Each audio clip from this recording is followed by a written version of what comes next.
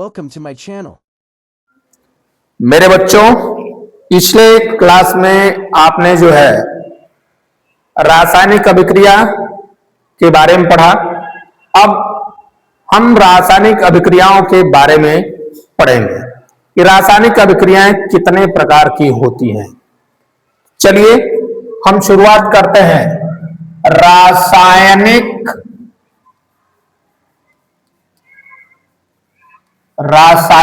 अभिक्रियाओं के प्रकार। रासायनिक अभिक्रियाओं के प्रकार।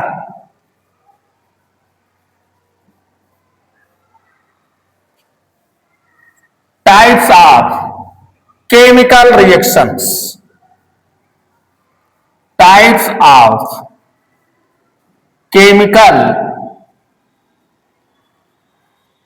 reactions. Types of chemical reactions. पहला प्रकार संयोजन अभिक्रिया। संयोजन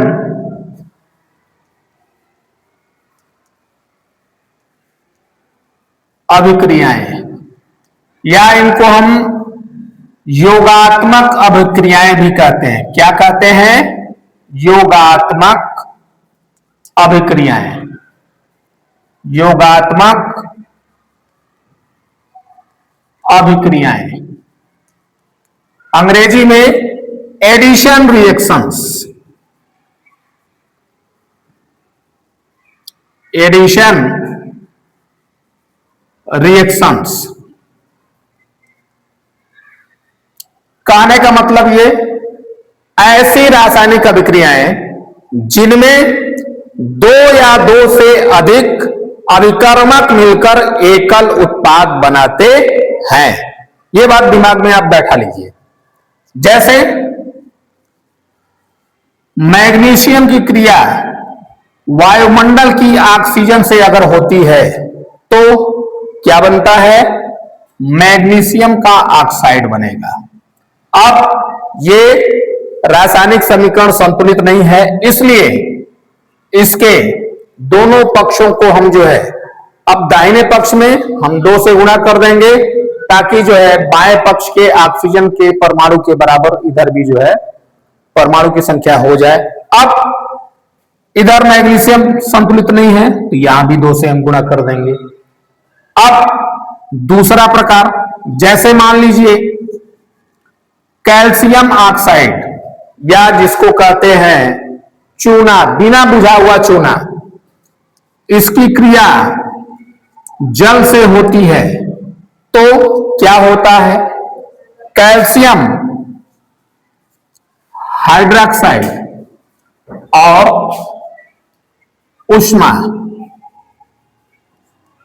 ऊष्मा जो है रिलीज होती है। अब इसके बाद एक उदाहरण और मैं दे देता हूं। सल्फर की क्रिया ऑक्सीजन से होती है तो सल्फर डाइऑक्साइड का निर्माण होता है। अब एक चीज आपको मैं बता दे रहा हूं, जैसा कि रासायनिक समीकरण को संतुलित करना क्यों आवश्यक होता है, इस पर जो है एक छोटा सा कमेंट आपको मैं दे देता हूं।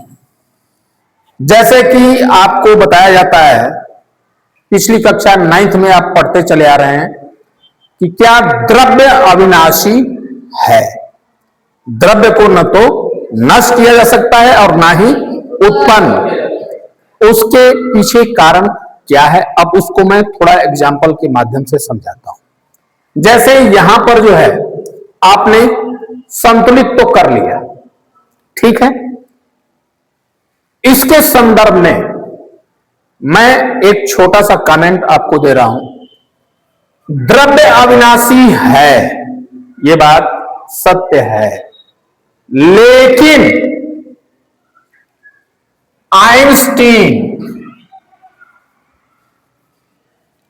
आइंस्टीन का सापेक्षता का सिद्धांत, सापेक्षता का सिद्धांत क्या कहता है उसको जरा हम सुन लें। E बराबर mc², जहां पर E क्या है, ऊर्जा है, m क्या है, द्रव्यमान है, और c क्या है, प्रकाश का वेग है, प्रकाश का वेग। तो कहने का मतलब यह है कि द्रव्य अविनाशी है, द्रव्य को न तो नष्ट किया जा सकता है ना ही उत्पन्न किया है, बल्कि द्रव्य को ऊर्जा में परिवर्तित किया जा सकता है और ऊर्जा को द्रव्य में। लेकिन एक बात और है इसमें, जब केमिकल रिएक्शन हो रहा है, रासायनिक अभिक्रिया हो रही है, उस दौरान यदि ऊर्जा निकल रही है, ऊर्जा निकल रही है, ऊर्जा निकलने पर क्या होगा, द्रव्यमान में क्षति होगी, द्रव्यमान में क्षति होगी, ठीक है। और ऊर्जा जब अवशोषित हो, अवशोषित हो, तब द्रव्यमान में क्या होती है, वृद्धि होती है। यह बात अनुसंधान कहता है, जो कि लगभग नगण्य मान लिया जाता है। तब जाकर के अनुसंधान भी इस बात की पुष्टि करता है कि भाई द्रव्य अविनाशी है, ठीक है।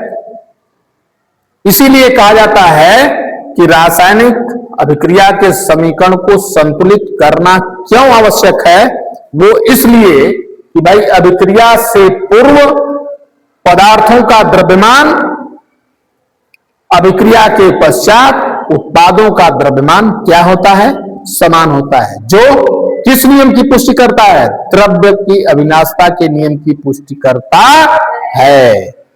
अब अगला प्रकार हम पढ़ेंगे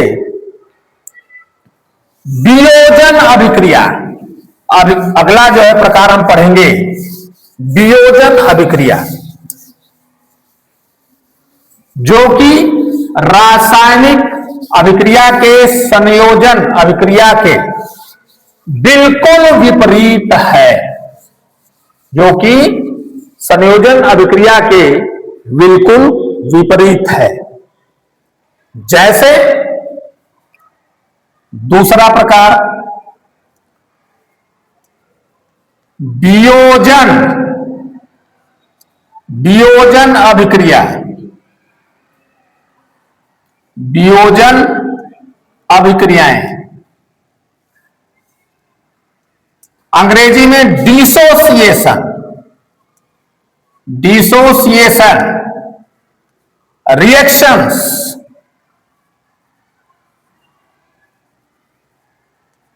ये क्या होती है, वह रासायनिक अभिक्रिया जिसमें एकल अभिकर्मक टूटकर छोटे छोटे सरल उत्पाद बनाते हैं, ठीक है, उसे हम क्या कहते हैं, वियोजन अभिक्रिया कहते हैं। जैसे उदाहरण ले लो, वह रासायनिक अभिक्रिया जिसमें एकल अभिकर्मक टूटकर छोटे छोटे सरल उत्पाद बनाते हैं, जैसे TCl5, और ये वियोजन जो है रिवर्सिबल होता है, उत्क्रमणीय, दोनों दिशाओं में, ये एक दिशीय नहीं होता है, दोनों दिशाओं में संभव है। TCl3 प्लस Cl2, ठीक है। इसका एक एग्जाम्पल और दे देते हैं, जैसे दूसरा नौसादर अमोनियम क्लोराइड, ठीक है, NH3 प्लस HCl, ये आपका जो है एग्जाम्पल किसका है, वियोजन का है। अब इसमें जो है प्रश्न परीक्षा में पूछता है, वियोजन अभिक्रिया को संयोजन अभिक्रिया के विपरीत क्यों कहा जाता है। ये प्रश्न आपसे बोर्ड में एनसीईआरटी चाहे सीबीएसई का एग्जाम हो चाहे यूपी बोर्ड का एग्जाम हो, तो अब प्रश्न इस पर जो है ये बनता है, जो कि बहुत ही महत्वपूर्ण प्रश्न है कि वियोजन को संयोजन के विपरीत क्यों कहते हैं। अब इसके बाद विस्थापन अभिक्रियाएं, विस्थापन का मतलब होता क्या है। विस्थापन का शाब्दिक अर्थ होता है एक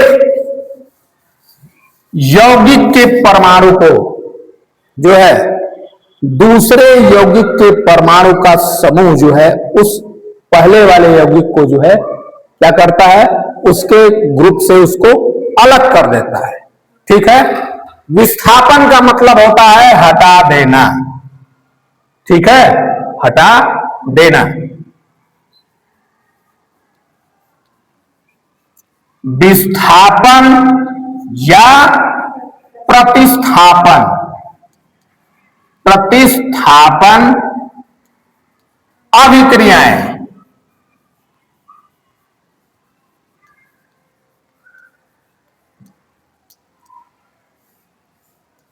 डिस्प्लेसमेंट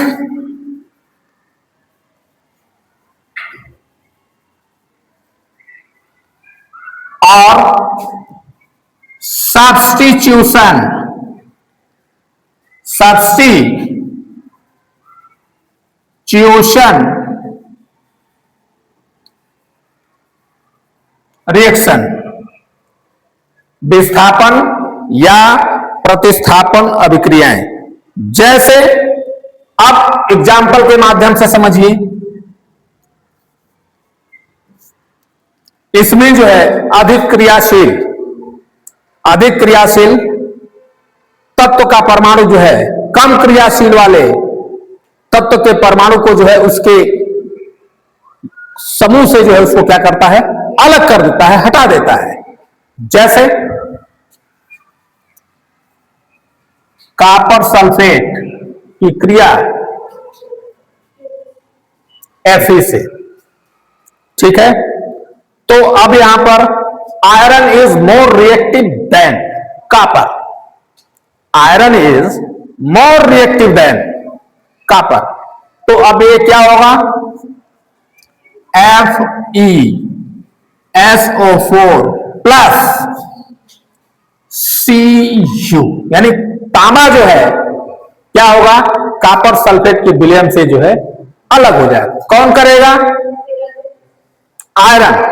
आयरन जो है इसको क्या कर देगा, अलग कर देगा। अब यहां पर दूसरा Zn प्लस CuSO4, तो यहां पर जिंक भी जो है क्या करेगा, कॉपर सल्फेट के विलयन से जो है कॉपर को अलग कर देता है। ZnSO4 प्लस Cu, ये दो एग्जाम्पल आप इसमें पढ़ लिए। अब इसके बाद हम जो है द्विविस्थापन के बारे में पढ़ेंगे। द्विविस्थापन अभिक्रियाएं क्या है, द्विविस्थापन अभिक्रियाएं क्या है, इनको जो है तीन नामों से जानते हैं। द्विविस्थापन को हम तीन नामों से जानते हैं। देखिए नाम क्या क्या है, द्विविस्थापन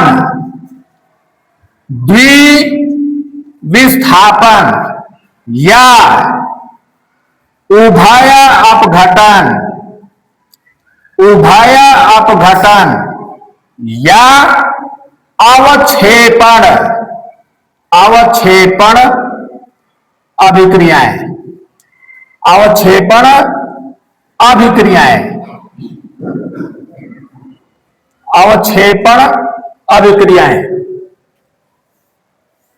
इसकी अंग्रेजी क्या है, इसको हम देखते हैं। डबल डिकम्पोजिशन,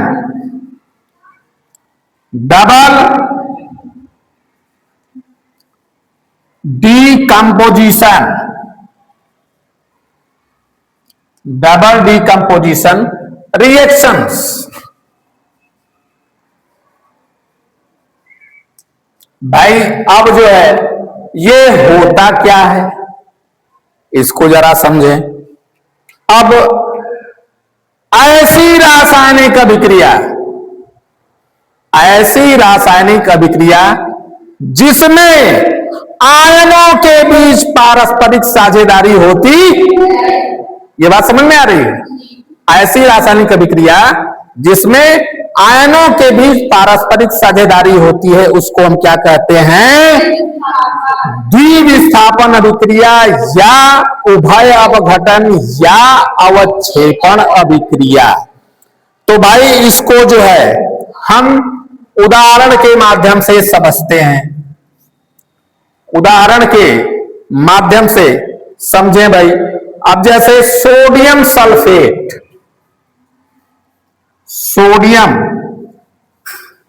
सल्फेट और बेरियम क्लोराइड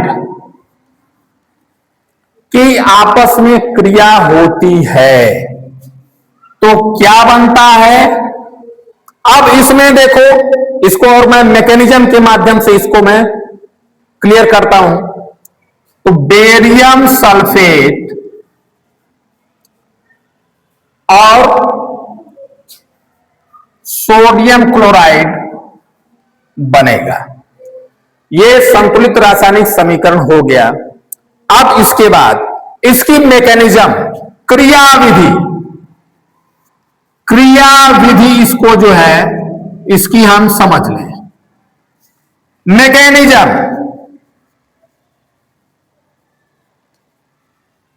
क्या है? इस रिएक्शन को पहले तोड़ के लिखो।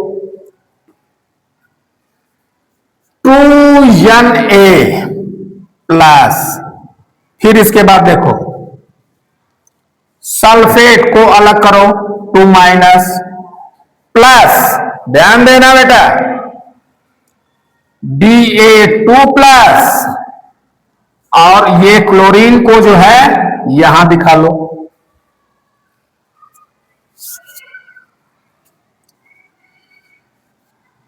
ये अब यहां पर जो है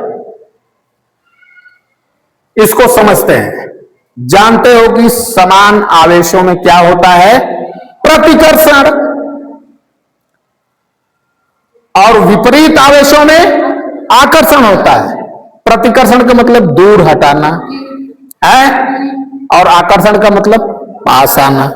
ठीक, अब यहां पर जो है समझें कौन किसके साथ जुटेगा। ये इसके साथ, ये, तो अब जो है स्ट्रक्चर क्या बन के तैयार होगा? 2Na प्लस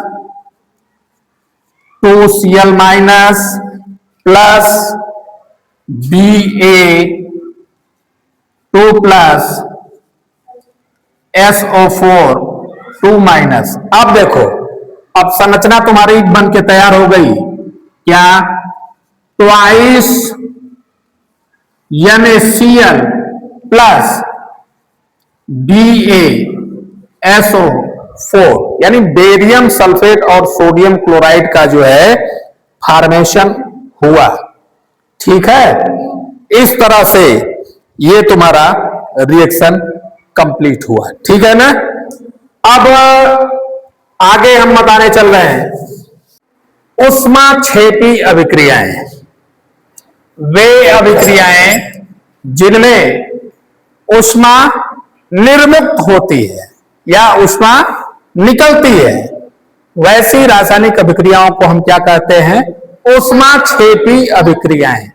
अब उदाहरण के माध्यम से इसको हम समझें। पहला उदाहरण दे रहे हैं, जब बिना बुझे हुए चूने की क्रिया पानी से होती है तब क्या होता है? कैल्शियम हाइड्रोक्साइड का निर्माण होता है और ऊर्जा रिलीज होती है, मुक्त होती है। ऊष्मा लिखेंगे, ऊर्जा नहीं, ऊष्मा लिख देंगे। ऊष्मा रिलीज होती है। अब एक दूसरा उदाहरण आपका श्वसन। श्वसन भी क्या है? एक ऊष्माक्षेपी अभिक्रिया है। बात समझ में आ रही है? जब हम भोजन करते हैं तो भोजन का जो पाचन होता है उसमें जो है कार्बोहाइड्रेट का निर्माण होता है और वो कार्बोहाइड्रेट किस रूप में होता है? ग्लूकोज के रूप में।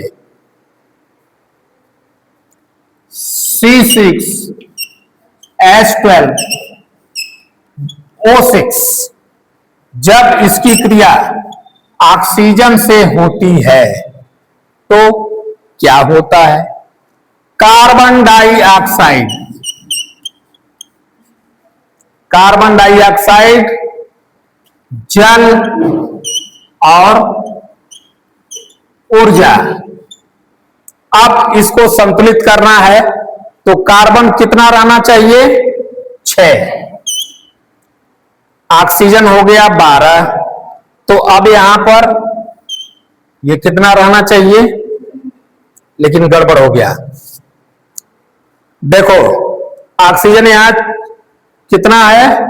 6 दूना 12 और 1 13। तो हाइड्रोजन कितना है? 12 है। तो यहां इसको हम कर दें 6। 6 दूना 12, हाइड्रोजन संतुलित हो गया। अब इसके बाद ऑक्सीजन को देखो, 6 दूना 12, 6 18। ठीक है, यहां जो है 6 से मल्टीप्लाई कर दें तो अब यहां देखो 6 दूना 12 और 6 18। अब ये आपका संतुलित रासायनिक समीकरण हो गया। श्वसन को अंग्रेजी में हम बोलते हैं रेस्पिरेशन। ये तो रही बात आपकी जो है ऊष्माक्षेपी अभिक्रिया के संदर्भ में। वह रासायनिक अभिक्रिया जिसमें ऊष्मा जो है क्या होती है? रिलीज होती है, मुक्त होती है। अब रासायनिक अभिक्रिया का दूसरा प्रकार, रासायनिक अभिक्रिया का दूसरा प्रकार हम पढ़ेंगे। दूसरा प्रकार क्या है? अब ऊष्मा शोषी, ऊष्मा शोषी अभिक्रियाएं, अभिक्रियाएं, अभिक्रियाएं अंग्रेजी में इनको हम जो है एक्सोथर्मिक, एक्सोथर्मिक रिएक्शंस बोलते हैं। एक्सोथर्मिक रिएक्शंस वह रासायनिक अभिक्रिया जिसमें ऊर्जा या ऊष्मा का अवशोषण होता है, जिसमें ऊष्मा जो है क्या होती है? एब्जॉर्ब होती है। जैसे अब उदाहरण के तौर पर आप ले सकते हैं N2 प्लस O2। आप इसमें 2NO, इसमें जो है ऊर्जा जो है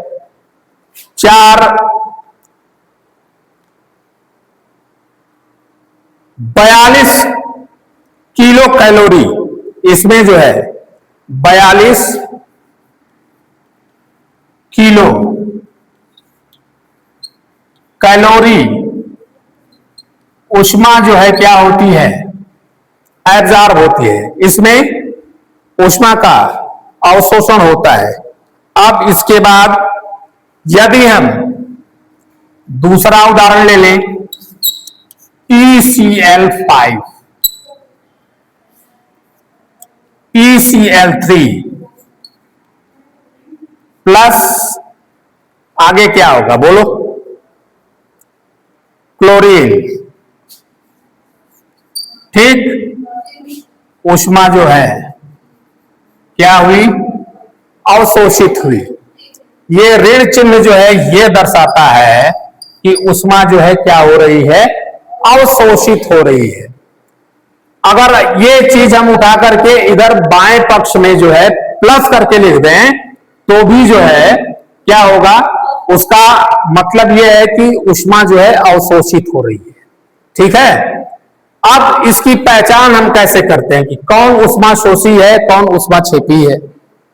ठीक, अगर दाहिने पक्ष में रासायनिक अभिक्रिया के दाहिने पक्ष में यदि धन चिन्ह के साथ ऊष्मा या उस ऊष्मा का मान जो है लिखा हुआ है तो ये आप समझ लीजिए कि क्या है, ऊष्मा छेपी अभिक्रिया है। ठीक है, यदि वही ऋण चिन्ह के साथ ऊष्मा लिखी हुई है या ऊष्मा का संख्यात्मक मान लिखा हुआ है तो आप तुरंत रिकॉग्नाइज करिए कि ये जो है ऊष्मा शोषी अभिक्रिया है। ठीक है, ये बात समझ में आ गई।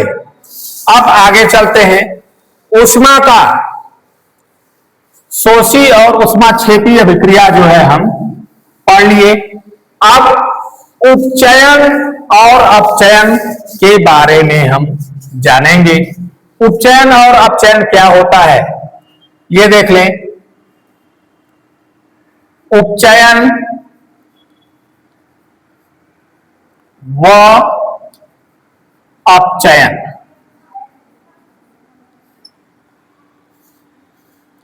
ऑक्सीडेशन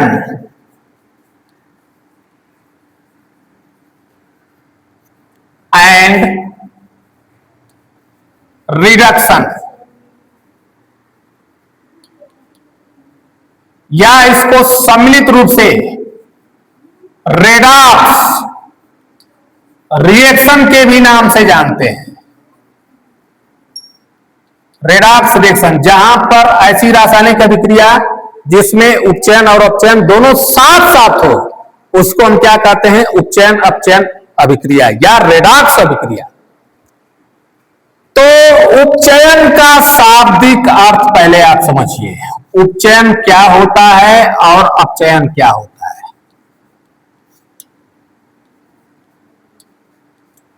उपचयन का मतलब होता है ऑक्सीजन में वृद्धि।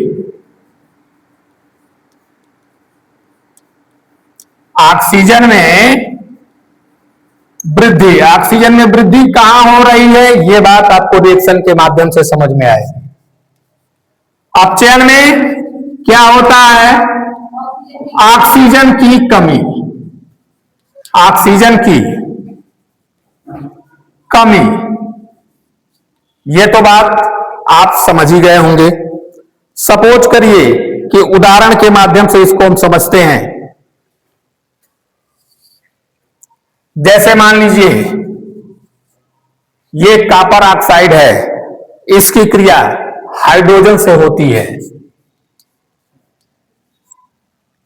ठीक है, तो अब इसको जो है हम समझते हैं Cu प्लस H2O। ठीक है, इसका डायग्राम जो है हम समझते हैं।